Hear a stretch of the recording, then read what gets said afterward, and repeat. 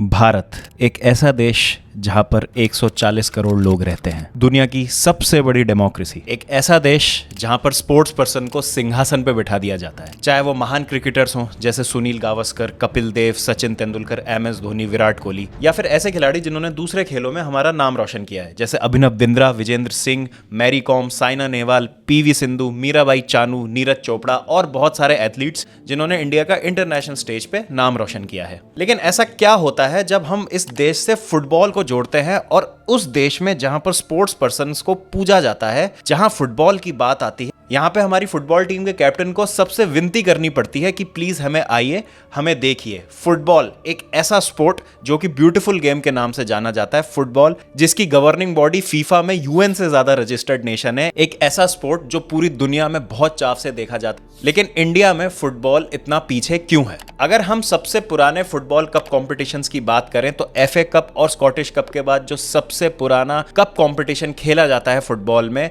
वो है हमारे इंडिया का डुरंड कप, जिसकी शुरुआत 1888 में हुई थी। और क्या इंडिया हमेशा से फुटबॉल में इतना पीछे था? जी नहीं, एक गोल्डन पीरियड देखा था हमने इंडियन फुटबॉल में 1951 से लेके 1962 तक, जहां पर हमने इंटरनेशनल लेवल पे बहुत सारे टाइटल्स जीते थे। तो 1950s में एशिया के ब्राजील कहे जाने से लेके मार्च 2015 तक 173 रैंक तक गिर जाना फीफा की रैंकिंग्स में। 1950 के फीफा वर्ल्ड कप के इन्विटेशन से लेके 15 अगस्त 2022 को फीफा का AIFF को बैन करना, हमारे फुटबॉल टीम के कैप्टन का हमसे विनती करना कि हम स्टेडियम में जाएं और मैच देखें, वहां से सैफ चैंपियनशिप के स्टेडियम एकदम फुल होना। तो क्या सफर रहा है इंडियन फुटबॉल का? आज हम उसकी बात करने वाले हैं। और कैसा रहा है the rise and the fall and currently फिर से the rise of Indian football, उसकी बात करेंगे आज।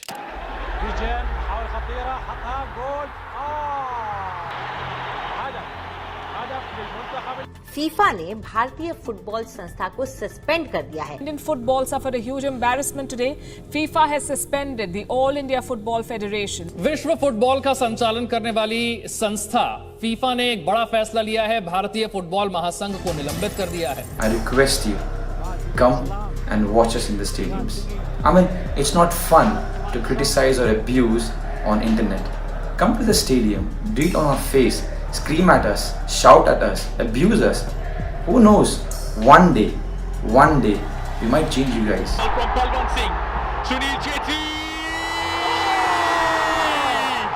तो फुटबॉल की शुरुआत भारत में होती है 1800s में। ये गेम ब्रिटिशर्स ने इंट्रोड्यूस किया था इंडिया में और इनिशियली तो ये रिक्रिएशनल स्पोर्ट की तरह खेला जाता था, लेकिन 1870s में क्लब्स की इस्टेब्लिशमेंट स्टार्ट होती है इंडियन फुटबॉल में। 1872 में सबसे पहले Indian football club Calcutta FC को एस्टेब्लिश किया जाता है और कैलकाटा FC की देखा देखी ही शारदा क्लब और डलहौजी एथलेटिक क्लब की स्थापना हुई। लेकिन इन क्लब्स में मोस्टली ब्रिटिशर्स ही खेला करते थे, अभी भी इंडियंस का ज्यादा इन्वॉल्वमेंट नहीं था। यहाँ पर एंट्री होती है बहुत ही इंपॉर्टेंट शख्स की, जिनको कहा जाता है the father of Indian football. Nagendra Prasad Sarbadhikari जब 8 साल के थे तो 1877 में उन्होंने देखा कि कैलकाटा FC के कुछ ऑफिसर्स आपस में फुटबॉल खेल रहे हैं और वो देख के वो बहुत ज्यादा मेस्मराइज हुए। तो नागेंद्र प्रसाद सर्वाधिकारी 8 साल की उम्र में ही एक फुटबॉल लेके आते हैं और अपने स्कूल के साथ फुटबॉल खेलने लग जाते हैं और उनको वो सिखाने लग जाते हैं जो उन्होंने कैलकाटा FC के ऑफिसर्स को खेलते हुए देखा होता है। उनके स्कूल के पास ही एक प्रेसिडेंसी कॉलेज होता है जहां पर एक प्रोफेसर होते हैं जिनका नाम होता है G.A. स्टैक, और वो एग्री करते हैं कोच बनने के लिए नागेंद्र प्रसाद सर्वाधिकारी के। और यहां से भारतीयों की एंट्री होती है फुटबॉल में और धीरे धीरे यहां से फुटबॉल जो है वो इंडिया में फैलने लग जाता है और बहुत सारे क्लब्स की फिर एस्टेब्लिशमेंट होने लगती है धीरे धीरे। 1887 में शोवा बाजार क्लब की एस्टेब्लिशमेंट होती है, खुद नागेंद्र प्रसाद इस क्लब के फाउंडर बनते हैं और फिर यहां से एक नया सिलसिला शुरू हो जाता है इंडियन फुटबॉल में। 1888 में sir Henry Mortimer Durand start करते हैं डुरंट कप, जो कि शिमला में खेला जाता है। पहले डुरंट कप के विनर्स थे रॉयल स्कॉट फुसिलियर्स, जिन्होंने हाईलैंड इन्फेंट्री को 2-1 के स्कोर से फाइनल में हरा के ट्रॉफी अपने नाम की थी। 1889 में इंडियन फुटबॉल के सबसे लेजेंडरी क्लब मोहन बगान की एस्टेब्लिशमेंट होती है और फिर यहां से एक इंडियन फुटबॉल में क्लब फुटबॉल का कल्चर स्टार्ट हो जाता है। अगर हम मोहन बगान की बात करें तो मोहन बगान को इंडिया का ओल्डेस्ट रनिंग फुटबॉल क्लब माना जाता है और अभी जो रिसेंटली ISL कंक्लूड हुई थी लास्ट सीजन की 22-23 सीजन की, उसके चैंपियंस भी मोहन बगान थे। अब यहां पर एक जो बहुत बहुत ही बड़ा मोमेंट आता है इंडियन फुटबॉल की हिस्ट्री में, वो होता है 1892 में, जब शोभा बाजार फुटबॉल क्लब को बुलाया जाता है ट्रेड कप्स खेलने के लिए और शोभा बाजार क्लब वो फुटबॉल टूर्नामेंट जीत जाते हैं। और ये मोमेंट हमारी हिस्ट्री में इसलिए इंपॉर्टेंट है क्योंकि यहाँ पर एक आजादी की लहर चल रही थी देश में और ये एक मैसेज दिया इस जीत ने कि हमने देखो तुमको तुम्हारे गेम में ही हरा दिया, और ये उस टाइम पे एक बहुत बड़ी बात थी। इस जीत के बाद मान लीजिए जैसे क्रेज एकदम से बहुत ज्यादा बढ़ गया इंडिया में फुटबॉल का। 1893 में इंडिया में पहली बार किसी भी फुटबॉल एसोसिएशन की स्थापना होती है जब बंगाल में आईएफए यानी इंडियन फुटबॉल एसोसिएशन का जन्म होता है। आईएफए की एस्टैब्लिशमेंट के बाद पूरे इंडिया में फुटबॉल बहुत तेजी से फैलने लगा और 1899 में साउथ इंडिया में पहले फुटबॉल क्लब की स्थापना हुई थ्रिसूर केरला में, जिसका नाम था RB Fergusson club. Early 1900s में गोवा में बॉयज सोशल क्लब के नाम से एक क्लब को एस्टैब्लिश किया जाता है और इसी तरीके से भारत के अलग अलग हिस्सों में बहुत सारे फुटबॉल क्लब्स का एस्टैब्लिशमेंट होने लगता है। फिर 1911 में एक और बहुत बड़ा मोमेंट आता है इंडियन फुटबॉल की हिस्ट्री में, जब आईएफए शील्ड के फाइनल में मोहन बगान ईस्ट यॉर्कशायर रेजिमेंट को 2-1 के स्कोर से हराकर टाइटल अपने नाम कर लेती है और पहली इंडियन टीम बन जाती है आईएफए शील्ड जीतने वाली। क्योंकि अभी तक जितने भी टूर्नामेंट हो रहे थे और जितने भी क्लब्स थे उसमें मोस्टली ब्रिटिशर्स ही खेल रहे थे और इंडियंस का काफी कम रिप्रेजेंटेशन था, लेकिन ये मोहन बगान की जीत और स्पेशली उस टाइम पे जब एक आजादी की हवा चलने लगी थी पूरे देश में, ये जीत बहुत ज्यादा मायने रखती है। और मोहन बगान की खुद की हिस्ट्री में ये मोमेंट एक बहुत बड़ा माइलस्टोन है क्योंकि इस जीत के बाद मोहन बगान बन गया the national club of India. फिर 1924 में इंडियन टीम जाती है श्रीलंका खेलने। इस टीम के कैप्टन थे गोश्ता पॉल।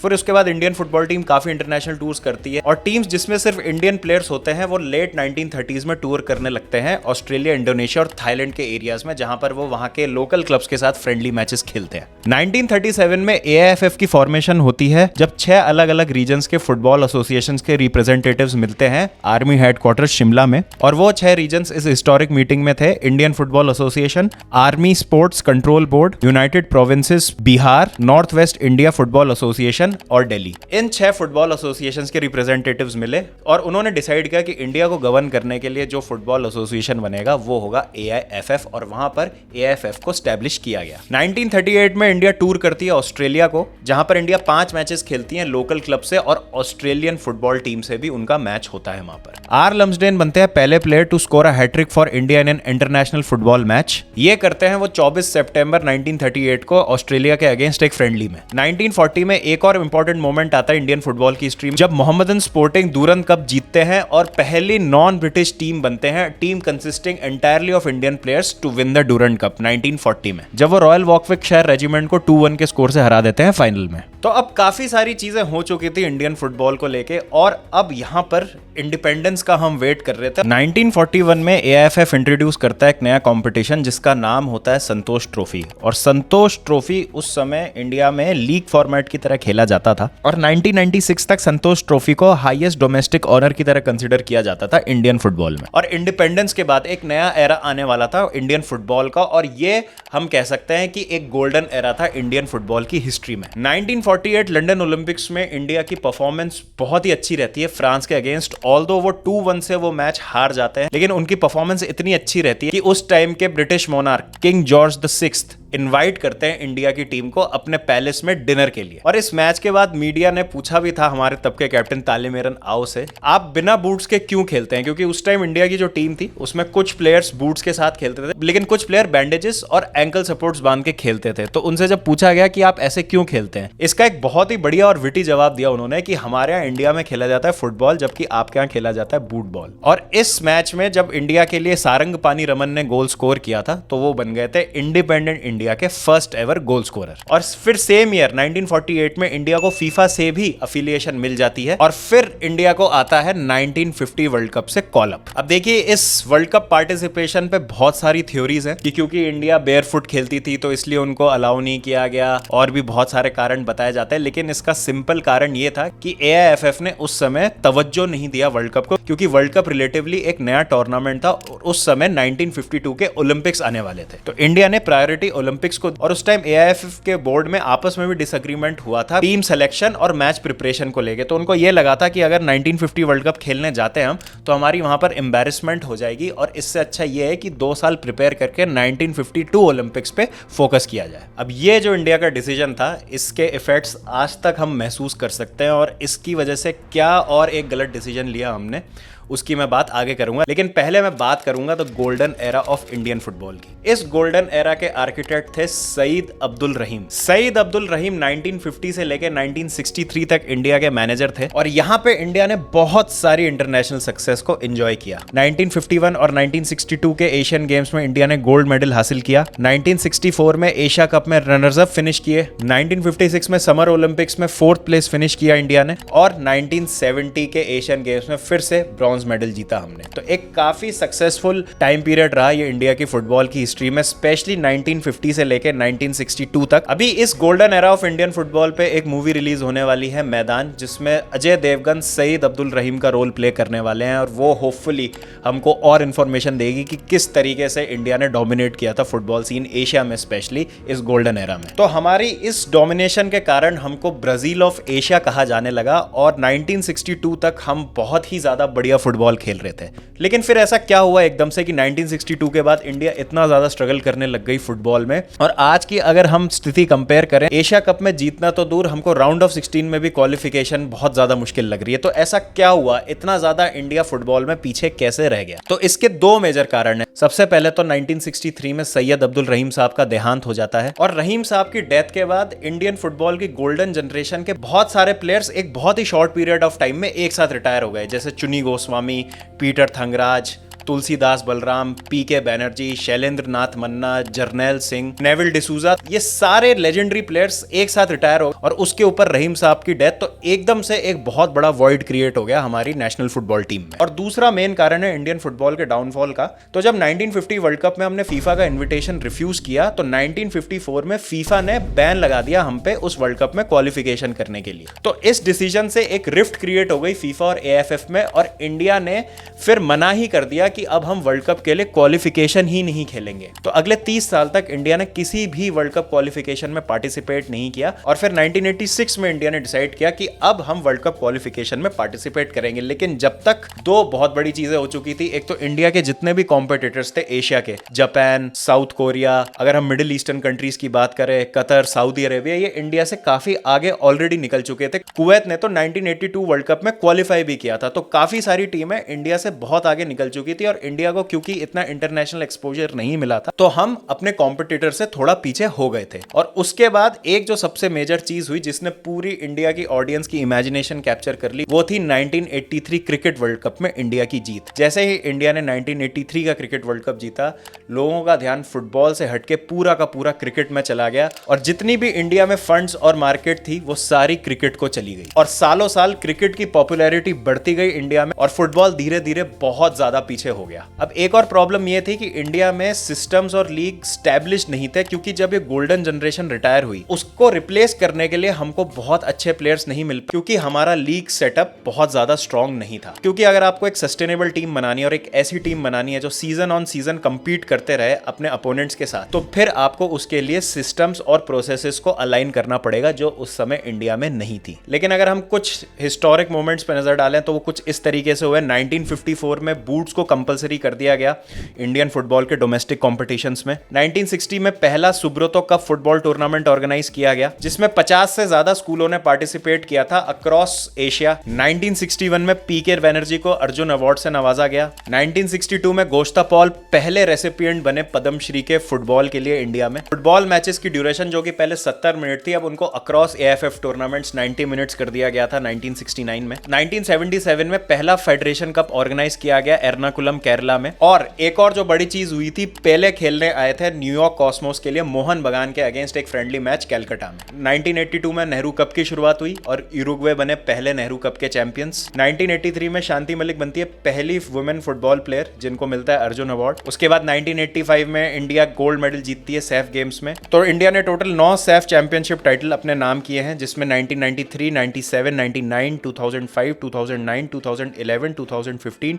2021 और अभी रिसेंटली 2023 में, जिसमें इंडिया ने सैफ चैंपियनशिप टाइटल जीता है। 1996 में एक मेजर चेंज आता है इंडिया के फुटबॉलिंग स्ट्रक्चर में जब नेशनल फुटबॉल लीग को इंट्रोड्यूस किया जाता है। अब नेशनल फुटबॉल लीग सही मायने में आप कह सकते हैं कि एक लीग कंपटीशन था या इंडिया की डोमेस्टिक लीग थी, जिसको लागू करने की कोशिश की गई थी, क्योंकि उससे पहले संतोष ट्रॉफी को ही सबसे बड़ा टूर्नामेंट माना जाता था, लेकिन क्योंकि एक प्रॉपर लीग फॉर्मेट में हमारे कोई कंपटीशन नहीं खेला जाता था, तो नेशनल फुटबॉल लीग की स्थापना की जाती है 1996 में। फिर 2007 में नेशनल फुटबॉल लीग को स्क्रैप कर दिया जाता है और शुरुआत होती है आई लीग की, और यहाँ पर 2 टियर्स बनाए जाते हैं, आई लीग 1 और आई लीग 2, जिसमें स्टैंडर्ड, रेलीगेशन और प्रमोशन का कॉन्सेप्ट फॉलो किया जाता है। तो अब आपको यहाँ पर यह बात ध्यान रखनी पड़ेगी कि ऑल्दो 1996 में एक लीग फुटबॉल का सेटअप जरूर स्टैब्लिश हुआ था, जिसको 2007 में आई लीग के रूप में और ज्यादा रिफाइन किया गया, लेकिन इंटरनेशनल फुटबॉल के स्टैंडर्ड्स के हिसाब से हम काफी पीछे हो चुके थे ऑलरेडी। ऑल्दो बहुत ग्रेट प्लेयर्स इस समय खेले, ऐसा नहीं था कि गोल्डन जनरेशन के बाद हमको प्लेयर्स नहीं मिले। प्लेयर्स जैसे आई.एम. विजयन, बाईचुंग भूटिया, शब्बीर अली,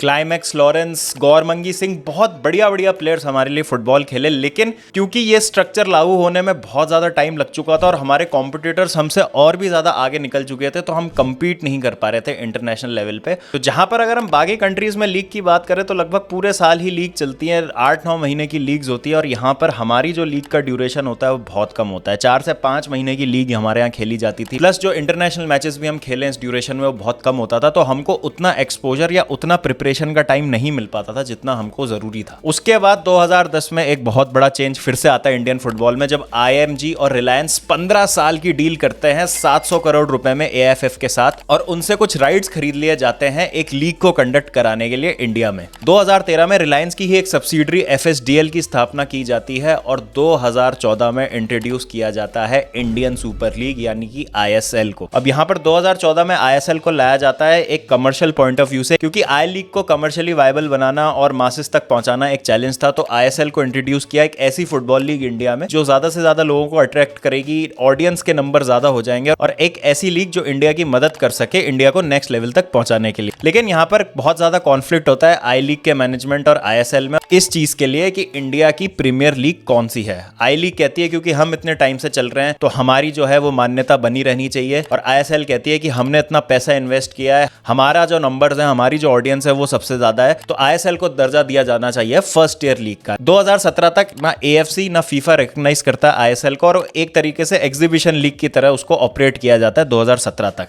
अब आप इंडियन फुटबॉल में अनसर्टेनिटी इस चीज से पता लगा सकते हैं कि आई लीग और ISL में कॉन्फ्लिक्ट चला कुछ सालों तक कि टॉप टियर लीग कौन है, और इस खींचतान से अल्टीमेटली नुकसान जो है वो इंडियन फुटबॉल का ही हो रहा था। लेकिन थैंकफुली सब कुछ सॉर्ट हो गया, लास्ट सीजन से ISL को घोषित कर दिया गया है as the top tier of Indian football. I League अब सेकंड टियर हो चुकी है, और उसके नीचे और 2 टियर्स होंगे, आई लीग 2, आई लीग 3, और यहाँ पर रेलीगेशन और प्रमोशन भी होगा। तो लास्ट सीजन के जो आई लीग विनर्स थे राउंड लास्ट पंजाब, वो आई लीग जीतने के वर्चू से इस सीजन ISL में खेलने वाले हैं, तो इस तरीके का स्ट्रक्चर अब फॉलो होगा। अब ये तो स्ट्रक्चरल इश्यूज थे जिसकी वजह से इंडियन फुटबॉल ने थोड़ा सा सफर किया, और जो कुछ प्रॉब्लम्स हुई है वो है पॉलिटिक्स को लेके। अब जैसे अगर हम बात करें, इंडियन फुटबॉल पे बैन लगा दिया था फीफा ने लास्ट ईयर 15 अगस्त 2022 को, क्योंकि प्रफुल्ल पटेल 12 साल से प्रेसिडेंट बने हुए थे AFF, और AFF की प्रेसिडेंसी को लेके कोई इलेक्शंस नहीं हुए थे, और फीफा ने किसी थर्ड पार्टी इंटरवेंशन के लिए भी मना कर दिया था। तो उस चीज से हम लोग काफी दुखी हुए थे जब फीफा ने AFF पे बैन लगाया था। एक हमारे लिए बहुत एम्बैरेसमेंट की भी बात थी, लेकिन उससे बहुत सारी चीजें सामने आई थी कि कैसे इंडियन फुटबॉल पे ध्यान नहीं दिया जा रहा है और किस तरीके से नेग्लेक्ट किया जा रहा है इंडियन फुटबॉल को। लेकिन ऑब्वियसली उस पर कार्रवाई हुई, जल्दी से इलेक्शंस हुए, और फिर कल्याण चौबे को इलेक्ट किया as the new president of AIFF। और अब जो है थोड़ा सा ऐसा लगता है कि चीजें स्ट्रीमलाइन हुई हैं, लेकिन अभी भी हम परफेक्शन से या जो हमारा अल्टीमेट गोल है उससे बहुत ज्यादा दूर हैं। तो वो क्या चीजें जो इंडियन फुटबॉल को उस लेवल तक पहुंचा सकती है जहां हम अपनी टीम को देखना चाहते हैं। अब देखिए यहाँ पर AIFF ने हमारे सामने रखा है एक विजन 2047, जो कि 24 साल का एक बहुत बड़ा रोड मैप है, जिसको 4-4 साल के 6 पार्ट्स में डिवाइड किया गया है। तो ये 94 स्लाइड्स की एक बहुत ही कॉम्प्रिहेंसिव प्रेजेंटेशन है, और AIFF की वेबसाइट पे अवेलेबल है। मैं लिंक इसका डिस्क्रिप्शन में डाल दूंगा अगर आपको इसके बारे में डिटेल में जानना है, लेकिन मैं आपको बहुत ही ब्रीफ में बता देता हूं कि मोटा मोटी किस तरीके से ये वर्क करेगा। तो 11 कोर आइडियाज जो इस विजन में दिए गए हैं वो है governance, infrastructure, digital transformation, refereeing, clubs, grass roots, coaching, talent identification and development, national teams, marketing and commercialisation और कंपटीशन। और अल्टीमेटली विजन 2047 ये कहता है कि 2047 तक हमको among the top 4 teams in Asia होना है, वाइब्रेंट फुटबॉल इकोसिस्टम को स्टैब्लिश करना है इंडिया में, among the top 3 football leagues of Asia में आना है हमको, अक्रॉस जेंडर्स यानी मेल फीमेल दोनों फुटबॉल में हमको अमंग द टॉप 3 लीग्स में होना है एशिया की, और एटलीस्ट एक आइकॉनिक प्लेयर होना चाहिए बोथ मैन और वुमेन्स टीम में जिसका इंटरनेशनल स्टारडम हो, यानी कि एक ऐसा प्लेयर जो हमको या तो Premier League, La Liga, Europe की किसी बड़ी लीग में हमको खेलता हुआ दिखे। तो ये अगले 24 साल का एक रोड मैप तैयार किया है और अगर इसको एग्जीक्यूट किया जाता है तो इसमें बातें तो बहुत अच्छी अच्छी बोली गई हैं, लेकिन हमको और आपको पता है कि 24 साल एक बहुत बड़ा सफर होता है, बहुत बड़ा टाइम पीरियड होता है, फुटबॉल छोड़िए किसी भी स्पोर्ट में। तो इसको सस्टेन करने के लिए या हम मेक श्योर करें कि इसको अचीव करने के लिए क्या किया जाए, तो सबसे पहली जो चीज़ है वो है टर्नआउट। हम सबको इंडियन फुटबॉल को सपोर्ट करना पड़ेगा और सबसे इसमें इंपॉर्टेंट बात है जो एग्जिस्टिंग इंडियन फुटबॉल फैंस हैं उनको नए फैंस को वेलकम करना पड़ेगा रादर देन उनको नीचा दिखाने। कोई नए Indian football fans Indian football की बात करना चाह रहे हैं जो कि यूरोपियन फुटबॉल देखते हैं, तो उनको उस तरीके से देखा जाता है कि तुम तो यूरोपियन फुटबॉल देखते हो, तुम इंडियन फुटबॉल की बात मत करो, हम यहाँ पे बहुत टाइम से थे, तुम यहाँ पर मत घुसो। तो ये एक एटीट्यूड हमको चेंज करना पड़ेगा क्योंकि हमको ज़्यादा से ज़्यादा लोगों को जोड़ना है। देखिए वो पहले बात नहीं करते थे, अब बात कर रहे हैं, लेकिन बात तो कर रहे हैं ना, तो आपकी जिम्मेदारी बनती है कि आप हम लोगों को एजुकेट कीजिए जो इंडियन फुटबॉल में नए हैं, जिससे हम ज़्यादा से ज़्यादा इंटरेस्ट ले सकें और बात कर सकें हम इंडियन फुटबॉल के बारे में। तभी इसकी डिमांड बढ़ेगी और तभी इसकी सप्लाई ज़्यादा होगी। अगर हम अभी सैफ चैंपियनशिप की बात करें तो बहुत ही बेकार ब्रॉडकास्ट क्वालिटी थी। यहीं पे ही अगर हम सबको एक डिमांड हमने क्रिएट कर दी होती कि हमको फुटबॉल देखना है, सैफ चैंपियनशिप देखनी है, तो जिस तरीके से प्रीमियर लीग का ब्रॉडकास्ट होता है, जिस क्वालिटी के साथ होता है, उसी तरीके से हमको सैफ चैंपियनशिप का भी एक मेजर प्लेटफॉर्म पे, एक बड़े मीडिया आउटलेट पे उसका ब्रॉडकास्ट मिलता, हम उसको और बेहतर क्वालिटी में एंजॉय कर पाते हैं। और ये हमारी और आपकी जिम्मेदारी बनती है कि अब हम इंडियन फुटबॉल को सपोर्ट करें।